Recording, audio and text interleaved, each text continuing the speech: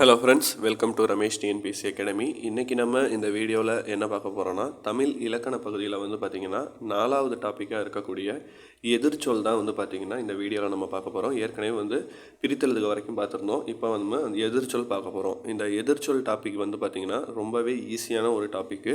இந்த எதிர்ச்சொல்லை பொறுத்த வரைக்கும் 2 டைப்பாக தான் பார்த்திங்கன்னா கொஷின்ஸ் கேட்பாங்க.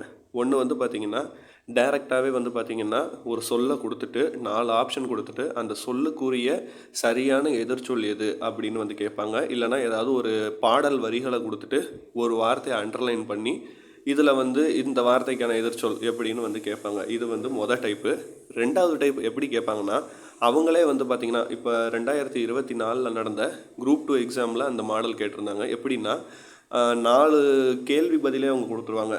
முதல்ல ஆனால் பார்த்திங்கன்னா ஒரு எதிர்ச்சொல் இருக்கும், ஒரு கேள்வி இருக்கும், அதுக்கான எதிர்ச்சொல்லும் கொடுத்துருப்பாங்க. அடுத்து ஆவணால் ஒரு கேள்வி ஒரு எதிர்ச்சொல் இருக்கும்.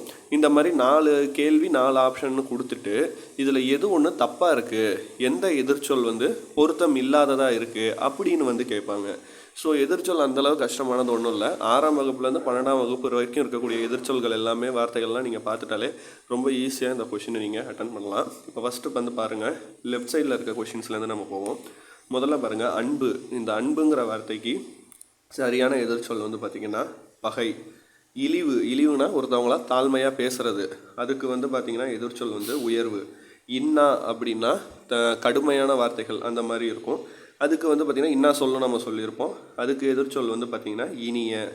ஏற்றம், இதெல்லாம் ரொம்ப சாதாரணமான வார்த்தைகள்லாம். ஏற்றத்துக்கு எதிர்ச்சொல் இரக்கம். பெருமை, அதற்கு எதிர்ச்சொல் சிறுமை. குழுனா நிறைய பேர் கூட்டமாக இருக்கிறது, அதுக்கு எதிர்ச்சொல் தனி. அடுத்து பார்த்திங்கன்னா தொலைவிலுக்கு சரியான எதிர்ச்சொல் அருகில். நம்பி, அதற்கு எதிர்ச்சொல் பார்த்திங்கன்னா நங்கை. சரிங்களா? நீண்டு ரொம்ப லென்த்தாக இருக்கிறது, அதுக்கு எதிர்ச்சொல் ஆப்போசிட்டில் குறுகி. அடுத்து தலை, அதற்கு எதிர்ச்சொல் கடை. தலைனா என்ன அர்த்தம்னா முதல் அப்படின்னு அர்த்தம், கடைனா இறுதி அப்படின்னு அர்த்தம். அப்போ தலைக்கு எதிர்ச்சொல் கடை. சில பேர் கொடுத்துட்டு தலைன்னு கொடுத்துட்டு ஆப்ஷனில் வால் கொடுத்துருப்பாங்க, ஆனால் சரியான எதிர்ச்சொல் கடை தான். காய்க்கு நமக்கு தெரியும், கனி தான் எதிர்ச்சொல். தேயினா குறையிறதுன்னு அர்த்தம். சரிங்களா? அதற்கு எதிர்ச்சொல் வளர். இப்போ இந்த வளர்பிறை தேய்பிறை சொல்லுவோம்ல அது. சேமி, அதற்கு சரியான எதிர்ச்சொல் செலவு. அடுத்து வறுமை, அதற்கு எதிர்ச்சொல் வளமை. புதுமை, அதற்கு எதிர்ச்சொல் பழமை அல்லது தொல் அப்படிங்கிறது சொல்லுவாங்க. தொல்லுனா பழமையை குறிக்கும். அகம், அதற்கு எதிர்ச்சொல் புறம். அகம்னா இன்னர் சைடு, புறம்னா வெளி சைடு. வாழ்வு, இதற்கு எதிர்ச்சொல் பார்த்திங்கன்னா தாழ்வு அப்படின்னு ஒன்று இருக்குது. அடுத்து பிழை, அதற்கு எதிர்ச்சொல் திருத்தம், மிஸ்டேக், அதை திருத்திக்கிறோம். புகழ், அதற்கு எதிர்ச்சொல் இகழ். அடுத்து நன்மை, அதற்கான எதிர்ச்சொல் தீமை.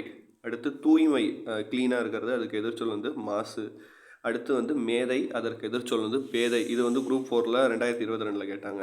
அடுத்து பழமை புதுமை, ஏற்கனவே பார்த்தோம். அருள், அதற்கு எதிர்ச்சொல் மருள் அப்படின்னு சொல்லுவாங்க. சரிங்களா? அருளுக்கு எதிர்ச்சொல் மருள். அடுத்து வெற்றி, அதற்கான எதிர்ச்சொல் பார்த்திங்கன்னா தோல்வி. முதல்னு கொடுத்துட்டா நமக்கு இறுதின்னு தெரியும். நட்புக்கு பகை.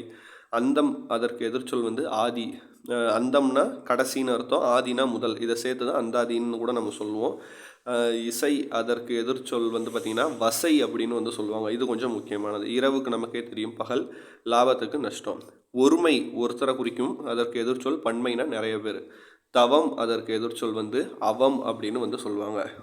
தாழ்வு உயர்வு நமக்கு தெரியும். நேசம், அதற்கு எதிர்ச்சொல் பகை. அடுத்து பார்த்திங்கன்னா சுகம், அதற்கு எதிர்ச்சொல் துக்கம். வீரனுக்கு எதிர்ச்சொல் கோழை. கூவும், அதற்கு எதிர்ச்சொல் கூவாது. தேயும்க்கு தேயா எதிர்ச்சொல்.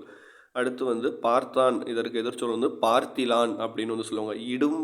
இடும்பைனா துன்பம்னு அர்த்தம். சரிங்களா? திருக்குறள்லேருந்து பெரும்பாலும் எதிர்ச்சொல் வரும். இடும்பை, அதற்கு எதிர்ச்சொல் இன்பம். அடுத்து நிற்பால், அதுக்கு பார்த்திங்கன்னா நில்லால். இந்த மாதிரி ஆண்பால் பெண்பால் மாற்றி கேட்பாங்க. நின்றான், அதற்கு நின்றிலான் இப்படி கேட்பாங்க. வரும், அதற்கு எதிர்ச்சொல் வரா. அப்புறம் விடும்க்கு விடா. நினை, அதற்கு எதிர்ச்சொல் மர. கனவு, அதற்கு எதிர்ச்சொல் நனவு. உள்ளதற்கு எதிர்ச்சொல் வெளி. அடுத்து பார்த்திங்கன்னா உண்டு, அதற்கு எதிர்ச்சொல் இல்லை. இளமை, அதற்கு எதிர்ச்சொல் முதுமை. இதெல்லாம் பார்த்திங்கன்னா இம்பார்ட்டண்டான எதிர்ச்சொல். அடுத்த வீடியோவில் இலக்கணத்தில் 5வது டாபிக் நம்ம பார்ப்போம்.